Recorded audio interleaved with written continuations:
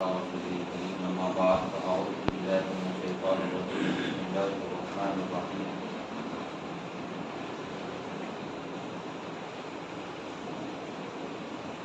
ولقد كتبنا في الزبور من بعد الذكر أن الأرض يرثها عبادي الصالحون صدق الله مولانا العظيم وصدق رسوله النبي الأمين الكريم ونحن على ذلك لمن الشاهدين والشاكرين والحمد لله رب العالمين. ایک مرتبہ درود شریف پڑھیں مولانا محمد عدد ما في علم الله بالصلاة دائما دوام الله وعلى آله وأصحابه أجمعين. ایک مرتبہ اور نبی اور آل نبی پر درود شریف پڑھیں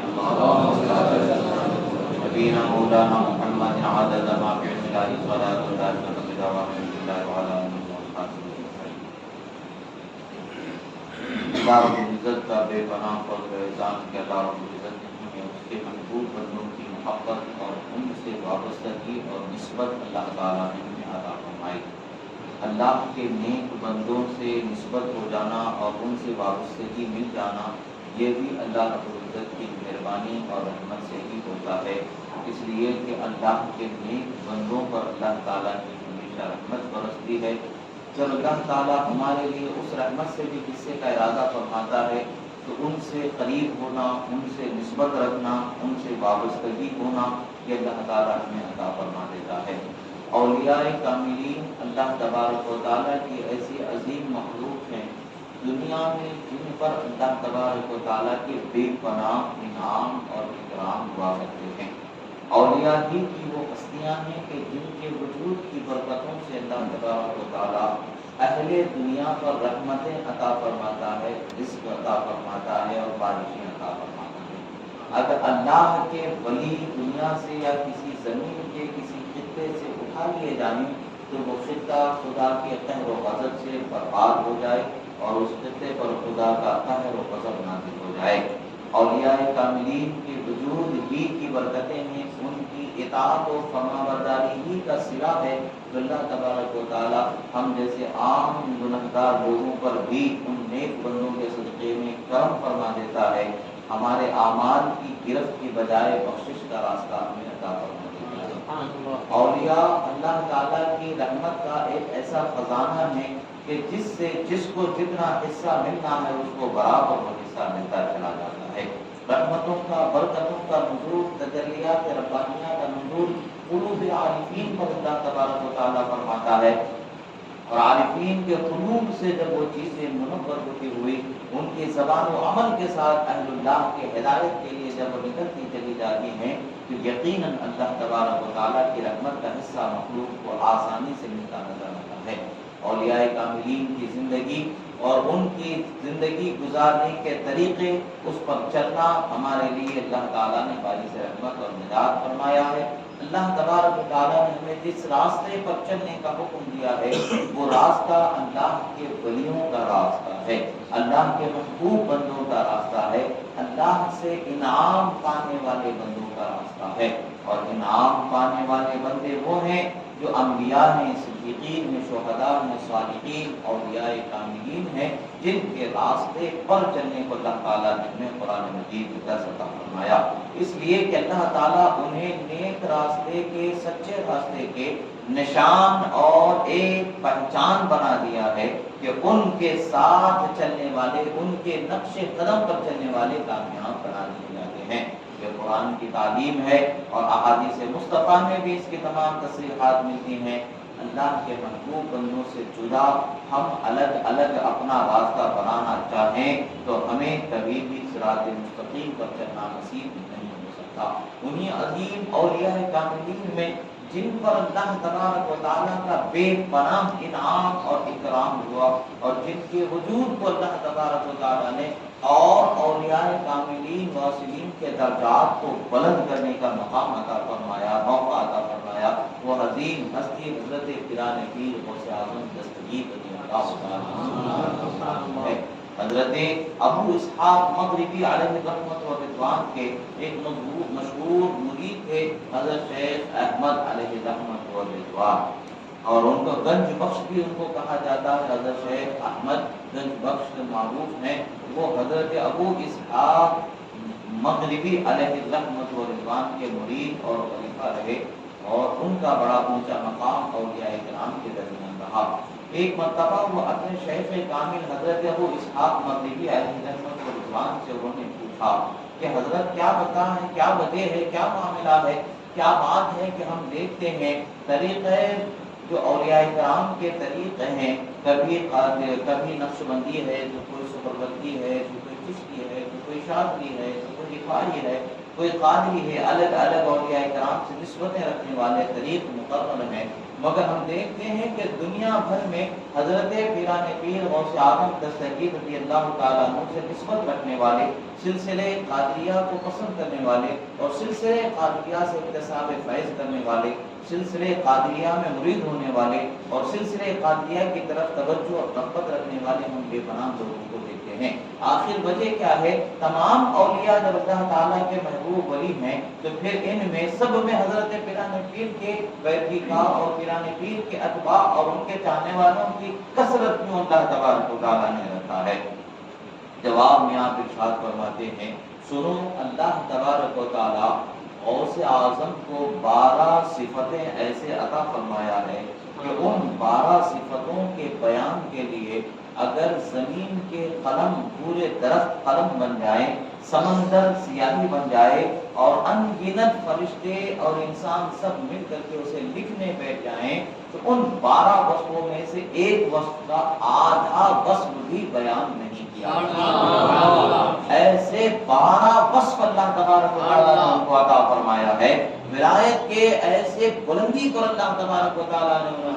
ان کو فائز فرمایا ہے کہ جس کا تصور عام حالتوں میں ممکن ہی نہیں ہوتا ہے۔ یہی وجہ ہے کہ کہتے ہیں ولایت کے بلند پرواز حیران ہے بلندی پر سمجھ میں ہی نہیں آتی ہے رفعت غوث اعظم کی، کہ غوث اعظم کو اللہ تبارک و تعالیٰ نے جو رفعت عطا فرمائی ہے، ولایت میں جو کمال اللہ تبارک و تعالیٰ نے ان کو عطا فرمایا ہے، وہ کمال ایسا کمال ہے، ان کمال کے 12 الگ الگ مرتبے ہیں۔ ان 12 کمال میں سے ایک کمال کا آدھا حصہ پورے زمین کے سمندر سیاہی ہو جائیں، پورے زمین کے درخت قلم ہو جائیں اور انسان اور فرشتے سب مل کر کے لکھنے بھی لگ جائیں تو وہ آدھا بھی ایک 12 کمال میں سے ایک کمال کا آدھا حصہ بھی پورا نہیں کیا جا سکتا ہے۔ ایسے عظیم مرتبہ انہیں عطا فرمایا اور آپ بے پناہ غوث اعظم کی عقیدت و محبت بیان کرنے لگے۔ حضرت شیخ احمد گنج بخش علیہ رحمہ کہتے ہیں کہ جیسے ہی میں نے میرے شیخ، میرے مرشد کامل، میرے رہبر سے حضرت پیران پیر غوث اعظم دستگیر رضی اللہ تعالیٰ عنہ کی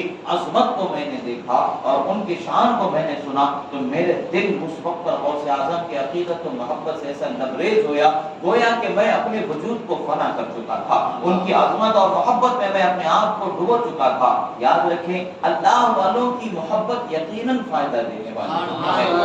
اللہ کے رسول صلی اللہ علیہ وسلم سے صحابہ کرام رضوان اللہ علیہم اجمعین نے عرض کیا، یا رسول اللہ، ہم یہاں دنیا میں آسان ہیں، جب چاہیں جب آپ کی بارگاہ میں حاضر ہو جاتے ہیں اور دیدار کے شوق سے جو بے چین آنکھیں ہیں، دیکھنے کے شوق سے تڑپتا ہوا جو دل ہے، روح جو مچلتی ہے، اس کو قرار و سکون مل جاتا ہے۔ جنت میں جب اللہ تبارک و تعالی ہم سب کو داخل فرما دے گا، آپ کو ایسے مقام عطا فرمایا جائے گا جس مقام کا تصور ہی نہیں ہے، اس لیے کہ سید الخلق اللہ نے آپ کو بنایا ہے، تمام مخلوق کا سردار اللہ تعالیٰ نے آپ کو بنایا ہے، اتنا اونچا مقام آپ کا ہوگا اور ہماری وہاں تک رسائی ممکن بھی ہوگی کہ نہیں ہوگی؟ اگر دنیا میں تو ہم دیکھ رہے ہیں، دیدار کر رہے ہیں اور اپنی نگاہوں کو چین و قرار حاصل ہو رہا ہے، اگر جنت میں ہم بے چین ہو جائیں تو کیا آپ کا دیدار کر سکتے ہیں یا رسول اللہ؟ آپ کے اونچے مقام میں اور ہمارے مقام میں بہت بڑا فرق ہوگا، باوجود اس کے کیا ہم آپ کی بارگاہ میں حاضر ہو سکیں گے؟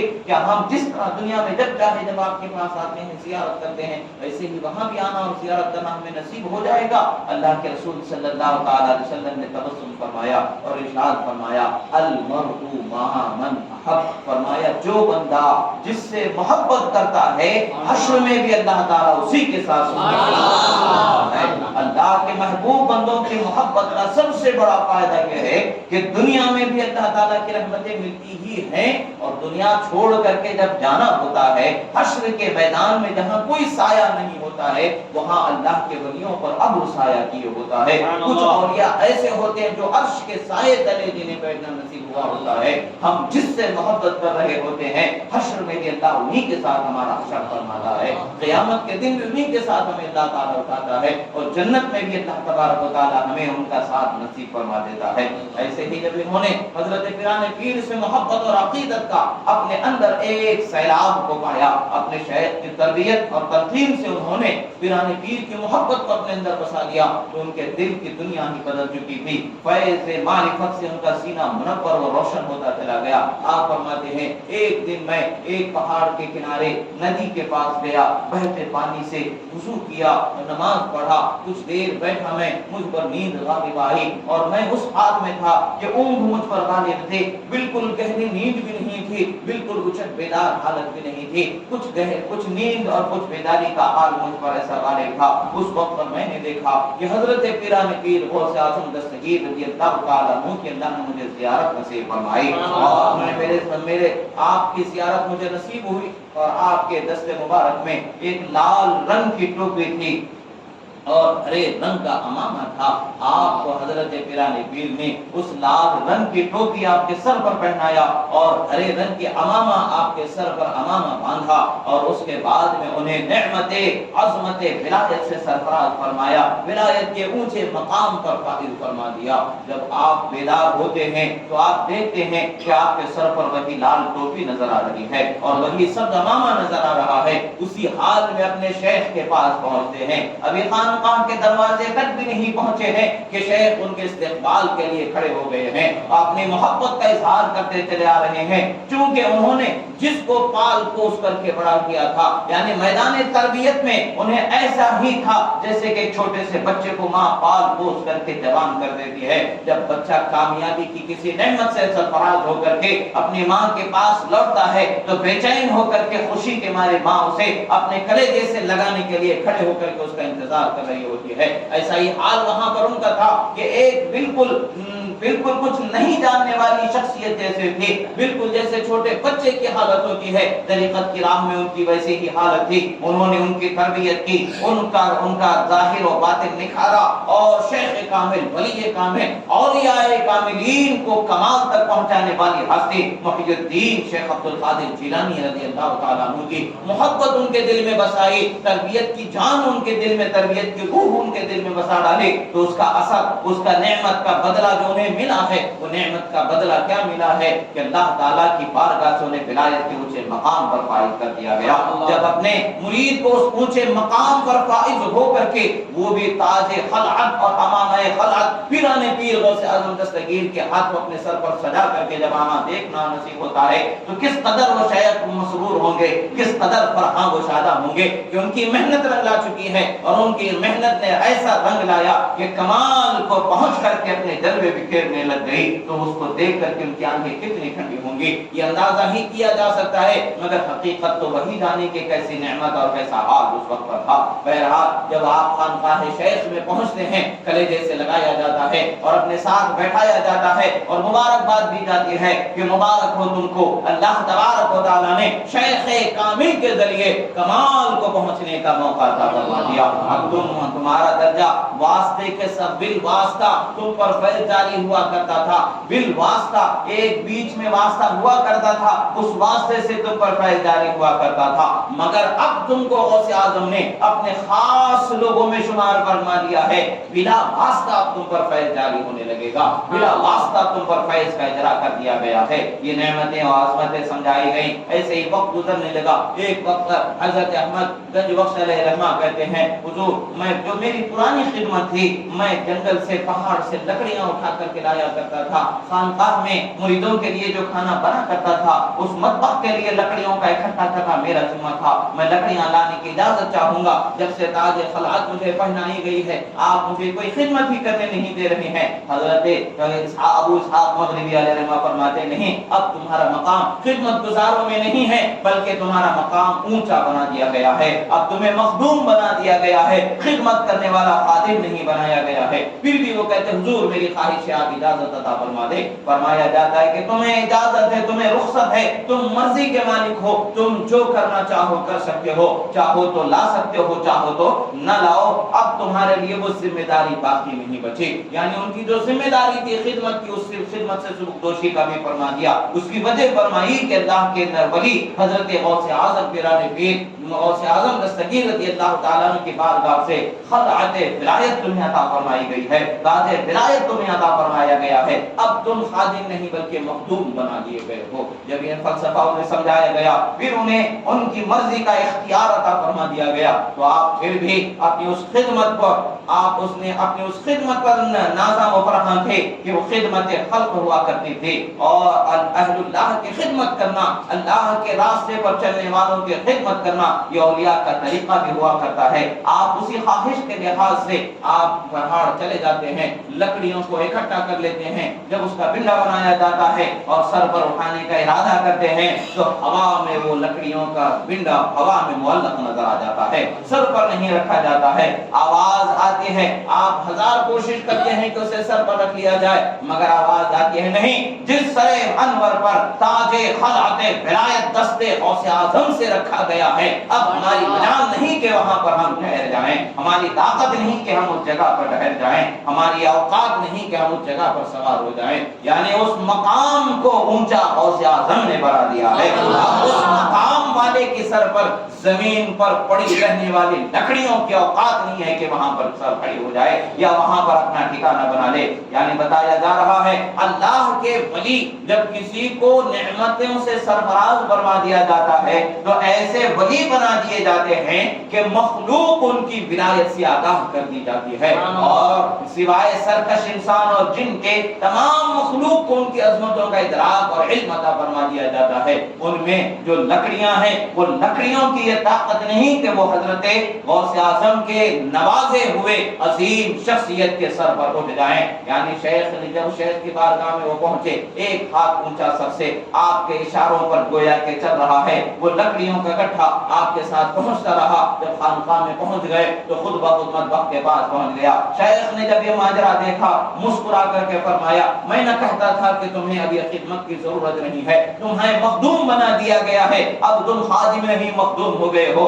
مخدوم تو صرف مخدوم ایسے نہیں کہ اب کوئی دوسرے تمہارے پیر بھائی تمہاری خدمت کرنے والے ہو جائیں یا تمہارے مرید تمہاری خدمت کرنے والے ہو جائیں، نہیں، عام حالتوں میں عام صورتوں میں مخدوم اسی کو کہا جاتا ہے، مگر جب غوث اعظم کسی کو مخدوم بنا دیتے ہیں، جب غوث اعظم کسی کو نواز دیتے ہیں، پوری مخلوق اس کی خدمت گزار بنا دیتی ہے، مخلوق اس کے تابع کر دی جاتی ہے۔ یہ مقام اللہ تبارک و تعالیٰ کی بارگاہ سے بواسطہ غوث اعظم کے سرفراز فرمایا گیا ہے۔ الغرض یہ نعمت فاقرہ جو اللہ تبارک و تعالیٰ کی بارگاہ سے اولیاء کو ملتی ہے، ہر نعمت غوث اعظم کے ذریعے عطا فرمائی جاتی ہے۔ غوث اعظم کی ذات کو اللہ تبارک و تعالیٰ نے شریعت کے لیے بھی امام کل بنایا ہے اور طریقت کے لیے بھی امام کل بنایا ہے۔ ایک مرتبہ کا واقعہ ہے کہ آپ نے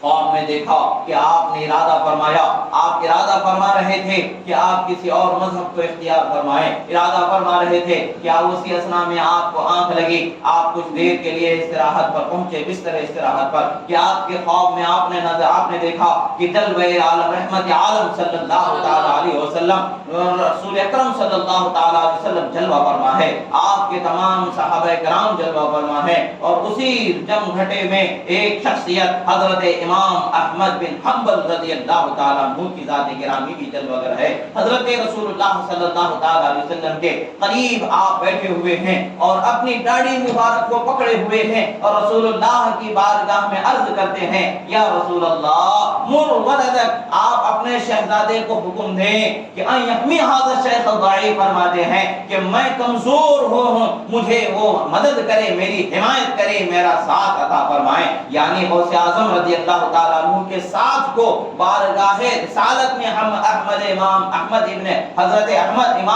ابن حنبل رضی اللہ تعالیٰ عنہ نے طلب فرمایا۔ یعنی غوث اعظم کی حمایت کو بارگاہ رسالت میں حضرت امام احمد ابن حنبل رضی اللہ تعالیٰ عنہ نے طلب فرمایا۔ رسول اللہ صلی اللہ تعالیٰ علیہ وسلم نے مسکرا کر کے حضرت شیخ عبد القادر جیلانی رضی اللہ تعالیٰ عنہ سے فرمایا، اے عبد القادر، حضرت امام احمد ابن حنبل کے طریق پر شریعت کی خدمت کرتے رہنا۔ یعنی یہی وجہ ہے کہ آپ نے حضرت امام احمد ابن حنبل رضی اللہ تعالیٰ عنہ کے طریق کی زیادہ خدمت فرمائی اور ان کے مسلک کی زیادہ خدمت فرمائی، حمایت فرمائی، یہاں تک کہ ڈوبتے ہوئے کو تنکے کا سہارا جیسے کہاوت ہے، وہ تو بہت چھوٹی چیز ہے، آپ نے ایسی اس کو جلا بخشی عطا فرمائی، ایسی جلا بخشی عطا فرمائی کہ قیامت تک کے اس مسلک کا قیام اللہ کے فضل سے ہو چکا، اور اس کے اصل اور حقیقی جو اس زمانے میں شخصیت رونما ہوئی وہ حضرت غوث اعظم دستگیر رضی اللہ تعالیٰ عنہ کی شخصیت ہوئی۔ آپ فرماتے ہیں کہ یہی وجہ رہی کہ میں نے حضرت امام احمد ابن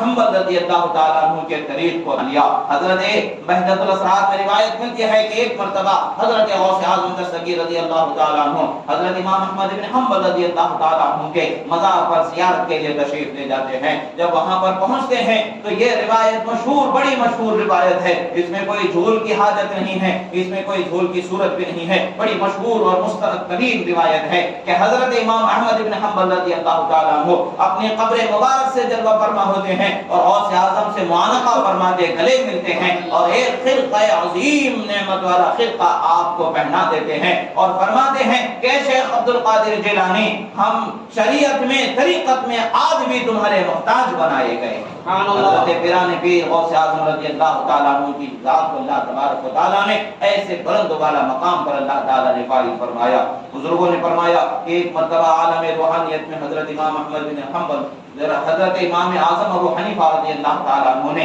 حضرت غوث اعظم رضی اللہ تعالیٰ عنہ کے بارگاہ میں یہ سوال فرمایا کہ اے عبد القادر جیلانی، اے سلطان الاولیاء، اے مقی الدین، کیا بات ہے کہ آپ نے امام احمد بن حنبل کے مسلک کو مضبوط فرما دیا، اس کی حمایت فرمائی اور اس مسلک کو اختیار فرمایا شریعت میں، میرے مسلک کو آپ نے اختیار نہیں فرمایا، وجہ کیا ہے؟ آپ کی اس مصلحت کا کیا معاملہ ہے؟ آپ فرماتے ہیں، حضرت امام اعظم فرماتے ہیں، جبکہ میں نے آپ کے نانا جان حضرت امام جعفر صادق رضی اللہ تعالیٰ عنہ سے اکتساب کیا ہے اور میں ہی وہ شخص ہوں جس نے کہا تھا اولس سنتان دہلک النعمان، اگر 2 سال مجھے خدمت امام جعفر صادق کے نہ ملے ہوتے میں تو ہلاک و برباد ہو گیا تھا۔ آخر وجہ کیا ہے کہ قاعدہ تو یہ ہے کہ آپ کے نانا جان سے میرا اکتساب ہے، آپ کے نانا جان سے میری عقیدت ہے اور آپ کے نانا جان سے میرا براہ راست جو ہے شاگردگی کا رشتہ ہے، تو آپ میرے طریق کو اختیار کرنا چاہیے تھا قاعدے کے حساب سے، مگر آپ نے حضرت امام احمد بن حنبل کے طریق کو اختیار فرمایا۔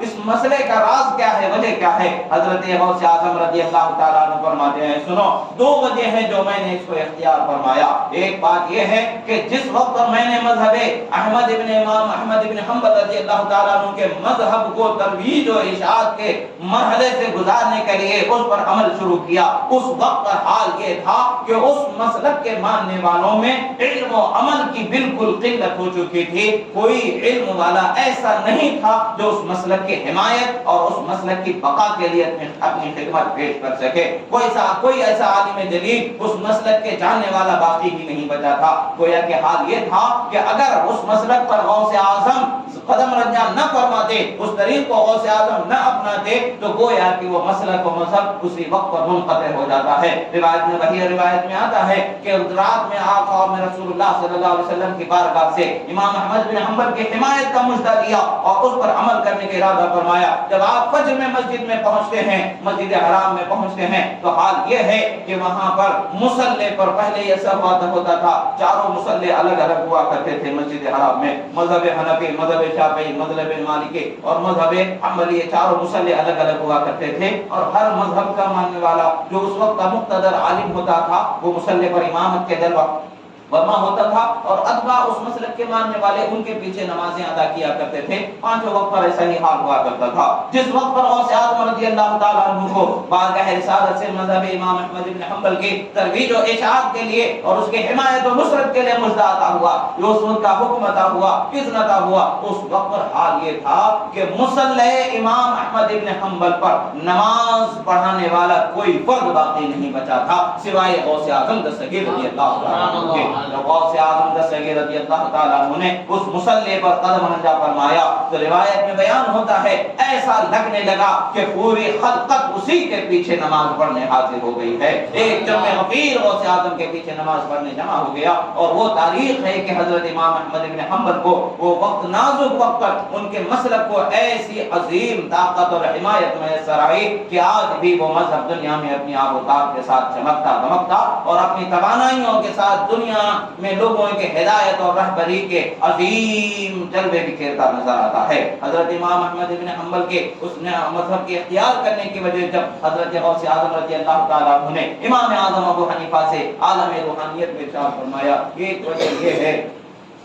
ایک تو رسول اللہ صلی اللہ تعالیٰ علیہ وسلم کا حکم ہوا کہ میں اسے اختیار کر لوں تو میں نے اس کو اختیار فرما لیا. دوسری وجہ یہ ہے کہ حضرت امام احمد بن حنبل بھی مسکین ہیں اور میں بھی مسکین ہوں اور میرے آقا و مولا رسول اللہ صلی اللہ تعالیٰ علیہ وسلم نے مسکینیت کو طلب فرمایا ہے. یعنی بڑی عاجزانہ زندگی گزارنے والے، بڑی قناعت پسندانہ زندگی گزارنے والی شخصیت حضرت امام احمد بن حنبل کی ہے اور مجھے بھی وہی طریقہ اور وہی چیز پسند ہے. اور اللہ کے رسول صلی اللہ تعالیٰ علیہ وسلم نے بھی یہی فرمایا ہے اور دعا میں فرمایا ہے اے اللہ تبارک و تعالیٰ مسکینوں کے ساتھ ہمارا حشر فرما. یہ دعا کے کلمات ملتے ہیں مسکینوں کے ساتھ مجھے جمع فرما. یعنی جو قناعت پسند لوگ ہوتے ہیں جو زیادہ تر دولت کے یا اس کے اسباب کی طرف توجہ نہیں کرتے ہیں اور اپنی زندگی کو جو ضرورت ہے اتنے پر اکتفا کر کے زندگی گزارنے والے ہوتے ہیں، یہ صفات جو ان میں بہت زیادہ ہیں میں اسی صفات کا اختیار کرتے ہوئے چونکہ مجھے بھی یہ چیزیں بہت زیادہ پسند ہے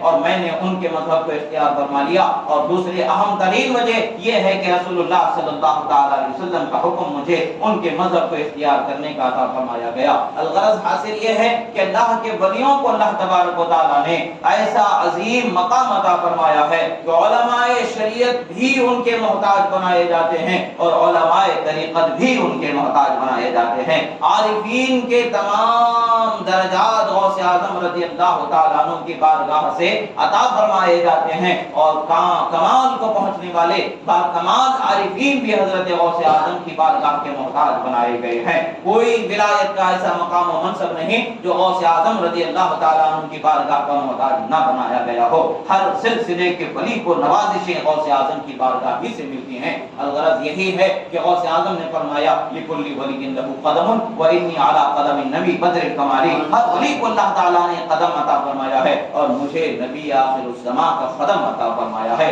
ان کے قدم پر چلنا اللہ تعالیٰ نے مجھے نصیب فرمایا ہے. یعنی نقش پائے مصطفیٰ اللہ تعالیٰ نے مجھے عطا فرمایا ہے. اولیاء فرماتے ہیں نبیوں میں پیغمبروں میں جیسی شان رسول خدا صلی اللہ تعالیٰ علیہ وسلم کی ہے کہ آپ تمام پیغمبروں کے سردار ہیں، ایسے ہی ولیوں میں اللہ کے عظیم ہستی محبوب حضرت پیران پیر کی ذات کو بنایا گیا ہے کہ ان کی عظمت اولیاء میں ویسی ہی ہے جیسے رسول اللہ صلی اللہ علیہ وسلم کی عظمت انبیاء میں ہے. عزیزان محترم، اولیاء کاملین سے وابستگی اور ان سے محبت بھی ہمارے لیے کامیابی کا ذریعہ اور واحد راستہ ہے. ان سے دوری اور ان سے عداوت و نفرت اگر بندہ اپنے دل میں بسا لیتا ہے معاذ اللہ تو خدا کے جنگ کا اعلان اس کا سامنا ہے. اللہ نے فرمایا من عاد لی ولیا فقد آذنتہ بالحرب، جو میرے ولی سے بغض اور عداوت رکھتا ہے میں اس کے خلاف جنگ کا اعلان کرتا ہوں. اور جو اللہ کے ولی سے محبت کرنے والا ہے اس پر اللہ تعالیٰ کی رحمتوں کا رحمتیں برسنے لگتی ہیں. اللہ کے ولی سے محبت تو بہت بڑی چیز ہے.